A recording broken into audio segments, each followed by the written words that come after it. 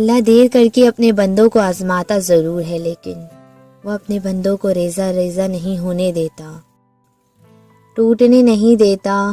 وہ تھام لیتا ہے، سنبھال لیتا ہے۔ جب کبھی تم اس آزمائش سے تھکنے لگو تو یاد کر لینا، اللہ ہر بندے کو اس کی سخت کے مطابق ہی آزماتا ہے۔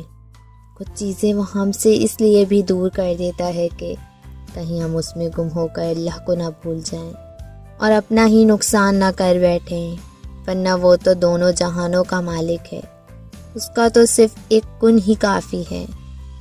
ناممکن کو ممکن بنانے کے لیے وہ اپنے بندوں کی التجائیں، دعا میں اٹھنے والے ہاتھ رد نہیں کرتا، بس بہتر وقت پر قبول کر لیتا ہے۔